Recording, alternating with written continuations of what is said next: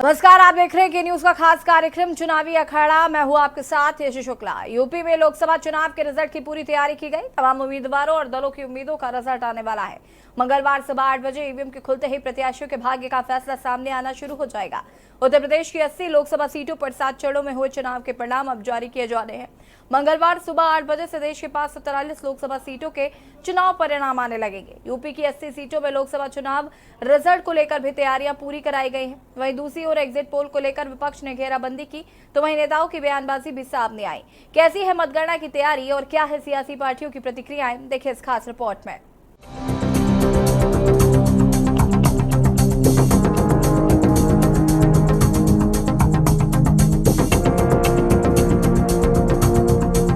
लोकसभा चुनाव के बाद मतगणना को लेकर चुनाव आयोग ने व्यापक तैयारियां की है। आयोग की ओर से तमाम राजनीतिक दलों के चयनित प्रतिनिधियों को काउंटिंग सेंटर पर जाने के लिए पास जारी किया गया है। इसके अलावा प्रत्याशियों को भी पास जारी किया गया है। बिना पास के किसी को भी काउंटिंग सेंटर पर जाने की इजाजत नहीं होगी। जिलों के डीएम के स्तर पर चुनावी मैदान में उतरे उम्मीदवारों और प्रमुख दलों के साथ बैठक कर आवश्यक दिशा निर्देश जारी किए गए हैं। बिना अनुमति विजय जुलूस निकालने की इजाजत नहीं होगी। चुनाव आयोग की ओर से मंगलवार सुबह 8 बजे से वोटों की गिनती की प्रक्रिया शुरू की जाएगी।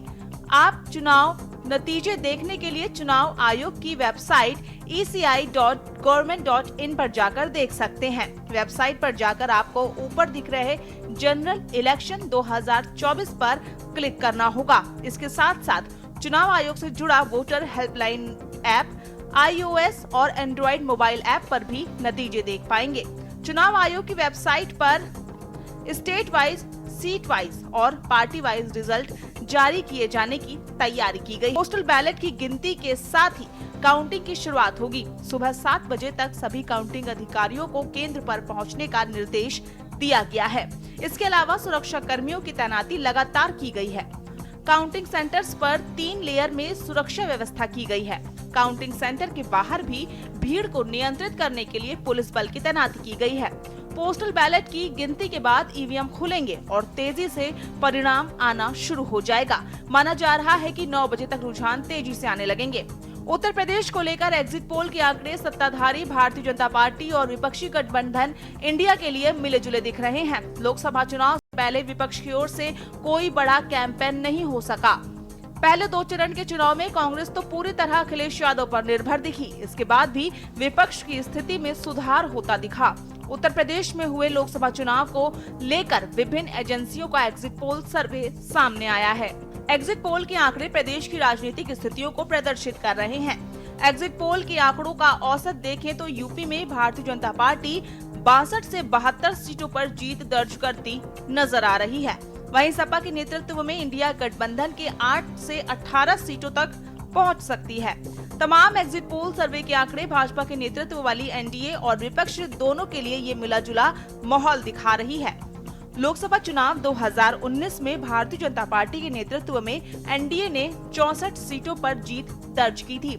सपा बसपा महागठबंधन 15 सीटों पर जीत दर्ज कर पाने में सफल हुई थी। वहीं कांग्रेस के खाते में 1 सीट आई थी। कन्नौज, मैनपुरी, अमेठी, रायबरेली, आजमगढ़, संभल, जौनपुर, घोसी, गाजीपुर समेत 10 सीटों पर सपा कांग्रेस की बढ़त का अनुमान जताया गया है। वहीं 5 से 10 सीटों पर इंडिया गठबंधन एनडीए को तगड़ी टक्कर देती दिख रही है। लोकसभा चुनाव 2019 में भले ही सपा बसपा 15 सीटों पर जीती हो, समाजवादी पार्टी पिछले 5 सीटों के रिकॉर्ड को सुधार नहीं पाई। लगातार 2 लोकसभा चुनाव में पार्टी को 5 सीटों से संतोष करना पड़ा। लोकसभा चुनाव 2024 के एग्जिट पोल के आंकड़े इस बात की तरफ इशारा कर रहे हैं कि इस बार के चुनाव में समाजवादी पार्टी 5 सीटों के उस बैरियर को तोड़कर आगे बढ़ सकती है। सपा के अकेले दम पर 7 से 12 सीटों पर जीत का अनुमान जताया जा रहा है। वहीं कांग्रेस जो पिछले लोकसभा सीट में 1 सीट की सिमटी थी, तो वो 2 से 3 सीटों पर जीत दर्ज करती दिख रही है। मतगणना के एक दिन पहले ही मुख्य चुनाव अधिकारी राजीव कुमार ने पत्रकारों से वार्ता करते हुए कहा कि लोकसभा चुनाव से सबसे बड़ी सीख ये है कि चुनाव प्रक्रिया को इतने लंबे समय तक नहीं बढ़ाया जाना चाहिए था और गर्मियों से पहले इसे पूरा कर लिया जाना चाहिए था। दिल्ली में एक प्रेस कॉन्फ्रेंस को संबोधित करते हुए सीईसी ने कहा, हम जानते हैं कि चुनाव 1 महीने पहले पूरे हो जाने चाहिए थे और गर्मियों तक नहीं चलने चाहिए थे। कुमार ने ये भी स्वीकार किया कि चुनाव आयोग चुनाव प्रक्रिया के दौरान फैलाए गए फर्जी बयानों का मुकाबला करने में विफल रहा है। उन्होंने कहा, हमें फर्जी बयानों से लड़ने के लिए तैयार रहने की जरूरत है। हमें दूसरे देशों से भी ये इस तरह के हमलों की उम्मीद थी, लेकिन ऐसा नहीं हुआ, बल्कि देश के अंदर ही हुआ। मुख्य चुनाव आयुक्त राजीव कुमार ने कहा कि लोकसभा चुनाव में 64.2 करोड़ लोगों ने वोट कर विश्व रिकॉर्ड बनाया। इस चुनाव में 31.2 करोड़ महिलाओं समेत 64.2 करोड़ लोगों ने वोट डालकर विश्व रिकॉर्ड बना दिया है। उन्होंने कहा कि चुनाव के दौरान पूरी पारदर्शिता रखी गई। सीएम, पार्टी अध्यक्ष समेत बड़े नेताओं के हेलीकॉप्टर चेक किए गए।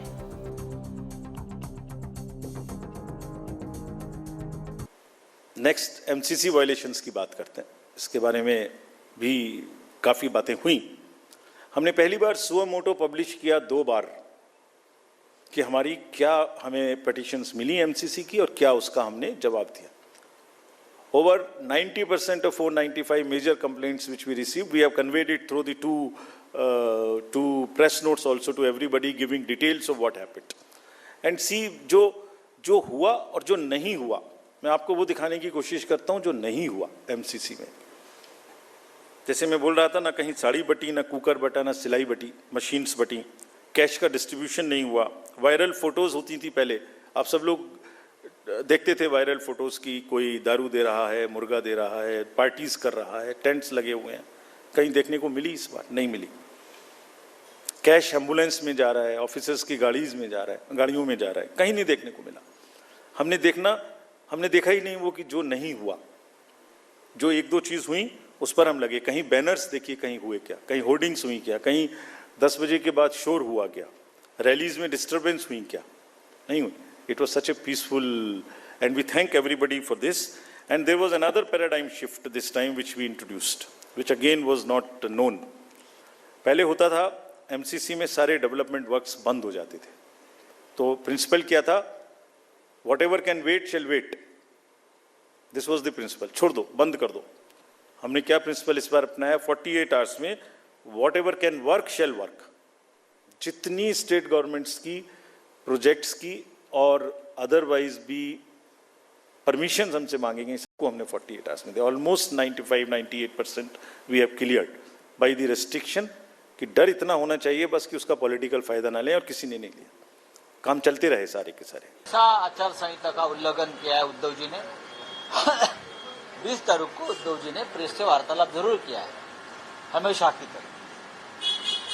वो कोई प्रचार का मुद्दा नहीं था कि कैसा चुनाव प्रचार रहा, क्या करना है, क्या नहीं। पत्रकार आए थे, बातचीत। लेकिन मुंबई के एक बीजेपी के पदाधिकारी ने एक पत्र लिखा और उसके ऊपर केंद्रीय चुनाव आयोग ने कार्यवाही के आदेश दिए। मेरी जानकारी है, मेरे पार्टी ने, शिवसेना ने अब तक चुनाव आयोग को 17 पत्र लिखे हैं, जिसमें बहुत सी शिकायतें हैं, कुछ सूचनाएं हैं।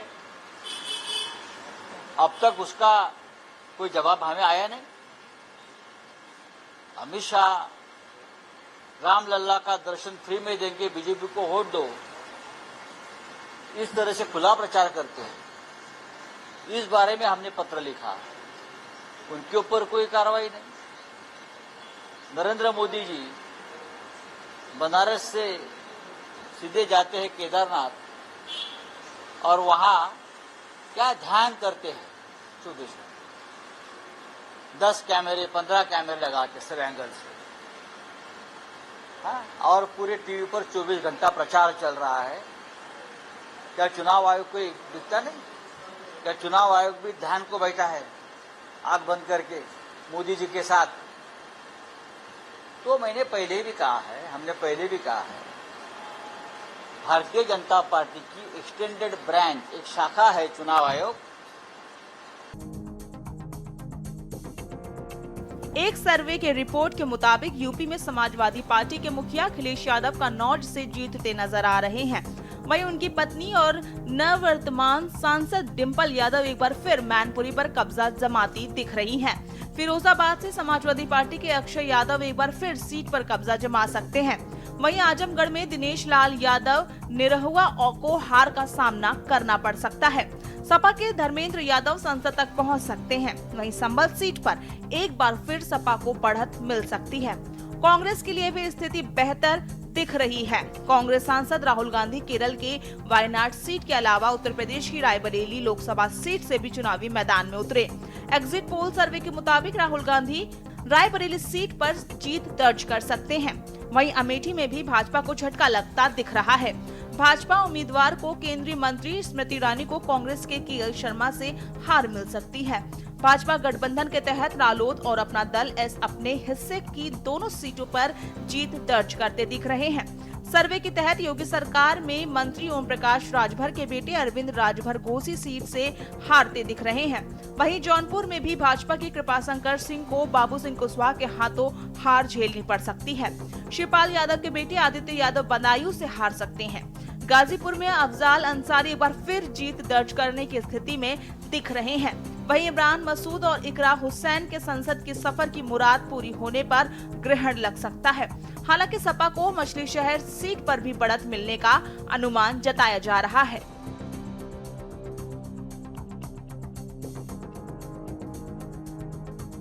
काउंटिंग को लेकर ये होती है तैयारी। काउंटिंग सेंटर में 14 टेबल होते हैं। एक टेबल रिटर्निंग ऑफिसर और ऑब्जर्वर के लिए भी होती है। काउंटिंग सेंटर पर उम्मीदवार या एजेंट को मौजूद रहने की इजाजत रहती है। वोटों की गिनती अलग अलग राउंड्स में होती है। हर राउंड में 14 ईवीएम के वोट गिने जाते हैं। हर राउंड के बाद एजेंट में फॉर्म 17C हस्ताक्षर करवाया जाता है, फिर आरओ को दे दिया जाता है। काउंटिंग हॉल में एक ब्लैक बोर्ड भी होता है।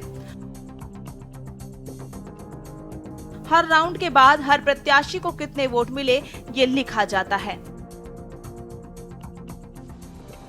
लाउड स्पीकर से घोषणा की जाती है।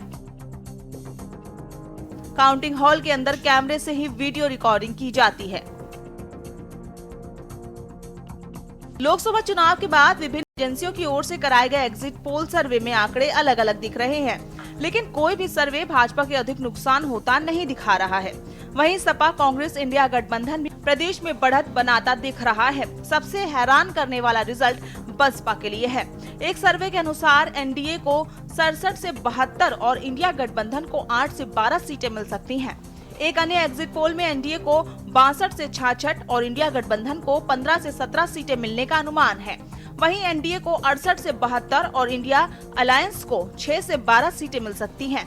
एक और सर्वे में एनडीए को 67, इंडिया गठबंधन को 10 और अन्य को 3 सीटें मिलने का अनुमान जताया गया है। दूसरे एग्जिट पोल सर्वे में एनडीए को 69 और इंडिया अलायंस को 11 सीटों पर जीत दिखा रहा है। मतगणना से पहले कांग्रेस नेता सोनिया गांधी का भी बयान सामने आया है। एग्जिट पोल के बाद सोनिया गांधी का पहला बयान आया, जिसमें उन्होंने कहा, इंतजार करिए, नतीजे हमारी उम्मीद के मुताबिक ही होंगे।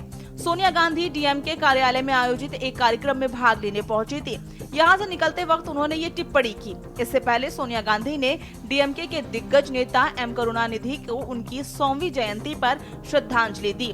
लोकसभा चुनाव के परिणाम 4 जून को जारी किए जाएंगे। इससे पहले आए एग्जिट पोल्स में भाजपा नीत राष्ट्रीय जनतांत्रिक गठबंधन के स्पष्ट बहुमत की सरकार बनने का अनुमान जताया गया है। इन पोल्स में विपक्षी गठबंधन को 150 के आसपास सीटें मिलने का दावा किया गया है। इस बीच कांग्रेस संसदीय समिति के अध्यक्ष सोनिया गांधी का बयान सामने आया। एग्जिट पोल्स के बारे में पूछे जाने पर उन्होंने कहा कि हमें इंतजार करना होगा, बस इंतजार करें और देखें। हमें पूरी उम्मीद है कि नतीजे एग्जिट पोल के नतीजों से बिल्कुल उलट होंगे। दरअसल ज्यादातर एग्जिट पोल्स ने अनुमान जताया है कि प्रधानमंत्री नरेंद्र मोदी लगातार तीसरी बार सत्ता में बने रहेंगे और भाजपा के नेतृत्व वाले एनडीए को लोकसभा चुनाव में भारी बहुमत मिल सकता है। कुछ एग्जिट पोल्स ने तो एनडीए को 400 से अधिक सीटें दी हैं, जबकि अधिकांश ने अनुमान जताया है कि भाजपा नीति गठबंधन 350 से अधिक सीटें जीतेगा। ये आंकड़ा सरकार बनाने के लिए जरूरी 2 से 72 सीटों से बहुमत के आंकड़े से काफी अधिक है। वहीं विपक्ष के एग्जिट पोल्स को खारिज करते हुए दावा किया है कि ये सर्वे काल्पनिक है। पूर्व कांग्रेस अध्यक्ष राहुल गांधी ने रविवार को कहा था कि इसे एग्जिट पोल नहीं कहा जाता है, बल्कि इसका नाम मोदी मीडिया पोल है। ये मोदी जी का पोल है, ये उनका काल्पनिक पोल है। कांग्रेस नेताओं का दावा है कि इंडिया ब्लॉक 295 सीटें जीतेगा और सरकार बनाएगा। इसके अलावा सपा प्रमुख अखिलेश यादव ने भी एग्जिट पोल्स पर बयान दिया था। उससे पहले के लिए जरूरी 272 सीटों के बहुमत के आंकड़ों से काफी अधिक है। करुणानिधि की 100वीं जयंती के अवसर पर आयोजित कार्यक्रम में बोलते हुए सोनिया गांधी ने कहा था कि करुणानिधि की 100वीं जयंती के अवसर पर डीएमके के अपने सहयोगियों के साथ यहां आकर मुझे खुशी हो रही है। मुझे कई मौके पर उनसे मिलने, उनसे बात करने और उनकी बातें सुनने, उनके ज्ञान और सलाह से लाभ उठाने का सौभाग्य मिला। मैं उनसे मिलकर खुद को सौभाग्यशाली महसूस करती हूँ।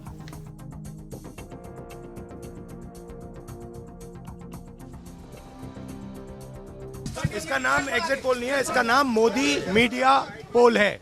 ये मोदी जी का पोल है, फैंटेसी पोल है उनका। Thank you. सीटें आ रही हैं आपके हिसाब से? सिद्धू मूसेवाला का सॉन्ग सुना आपने? 295। We have to wait. Just wait and see. Well, we are very hopeful that our results are completely the opposite of what the exit poll is saying. देखिए, बिल्कुल ठीक समझा है, ठीक कह रही हैं सोनिया जी। और सोनिया जी ही नहीं, सब इंडिया गठबंधन के नेता ये समझ रहे हैं कि मजबूरी है। जो राहुल जी ने भी कहा था कि मीडिया की मजबूरी है कि वो जो लाइन मोदी जी ने उनको बताई है उसको टो करें। और इस तरह के एग्जिट पोल हमारे सामने आए हैं।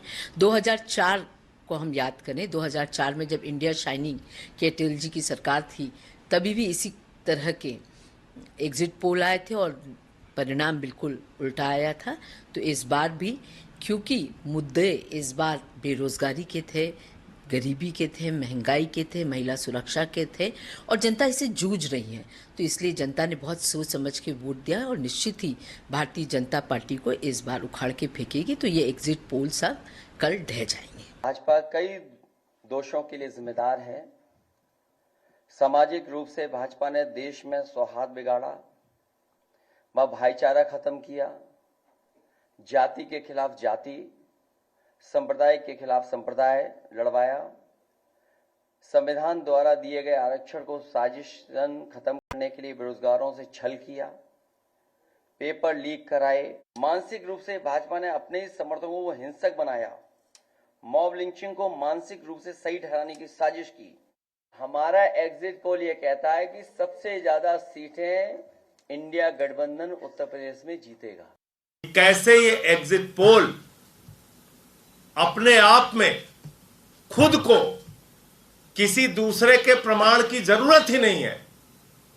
ये एग्जिट पोल खुद को अपने आप झूठा और गलत साबित कर रहा है। और इस मामले में मैं एग्जिट पोल करने वाले जितनी भी एजेंसियां हैं उनको धन्यवाद देना चाहूंगा कि उन्होंने खुद अपने आप को एक्सपोज कर दिया पूरे देश के सामने कि कृपा करके देश के लोगों, हमारे एग्जिट पोल पर बिल्कुल भरोसा मत करना। इस झारखंड राज्य में सीपीआईएम चुनाव ही नहीं लड़ रही है, वहां पर सीपीआईएमएल चुनाव लड़ रही है, मार्क्सवादी लेनिनवादी पार्टी चुनाव लड़ रही है। और यहां पे लिखा हुआ है सीपीआईएम को 2 से 3 सीटें। सीपीएम चुनाव ही नहीं लड़ रही और दे रहे हैं उसको 2 से 3 सीट, और सीपीआईएमएल भी जो चुनाव लड़ रही है वो 1 सीट पे चुनाव लड़ रही है। दूसरा, तमिलनाडु में कांग्रेस पार्टी चुनाव लड़ रही है 9 सीट पे और उसको जिताया जा रहा है 15 सीटों पे। कांग्रेस खुद 9 सीट पे चुनाव लड़ रही है और उसको जिताया जा रहा है 15 सीटों पे। तीसरा, उत्तराखंड में कुल सीटों की संख्या है 5 और बीजेपी को दिया जा रहा है 6 सीट। तो ये एग्जिट पोल जो है अपने आप में इतना हास्यास्पद है, इतना मजेदार है। उत्तर प्रदेश की बात कर लेते हैं। उत्तर प्रदेश में इंडिया गठबंधन का 7% वोट शेयर बढ़ाया गया और बीजेपी का, एनडीए गठबंधन का 4% वोट घटाया गया और बहुजन समाज पार्टी को 14% वोट शेयर दिखाया गया। कुर्मी मतदाताओं में इंडिया गठबंधन का मतदान ज्यादा दिखाया गया। लोकसभा चुनाव में इस बार बिहार में एनडीए के साथ एक चुनाव लड़ा। इस गठबंधन में भाजपा और जदयू के अलावा चिराग पासवान और पशुपति पारस के नेतृत्व वाली लोक जनशक्ति पार्टी, पूर्व मुख्यमंत्री जीतन राम मांझी की अगुवाई वाला हिंदुस्तानी आवाम मोर्चा और पूर्व केंद्रीय मंत्री उपेंद्र कुशवाहा के नेतृत्व वाला राष्ट्रीय लोक मोर्चा शामिल है। इस बीच बिहार के मुख्यमंत्री नीतीश कुमार ने सोमवार को नई दिल्ली में प्रधानमंत्री नरेंद्र मोदी से मुलाकात की। उनकी यह मुलाकात लोकसभा चुनाव के परिणामों के ऐलान के एक दिन पहले हुई है। दोनों नेताओं ने 7 लोक कल्याण मार्ग में मुलाकात की। इस मुलाकात के दौरान दोनों वरिष्ठ नेताओं के बीच क्या बात हुई, इस बारे में आधिकारिक रूप से कोई जानकारी नहीं दी गई है। लेकिन इस मुलाकात के बाद नीतीश की दिल्ली जाने की चर्चाएं तेज हो गई हैं। प्रबुद्ध चौहान, स्पेशल डेस्क रिपोर्ट, के न्यूज इंडिया।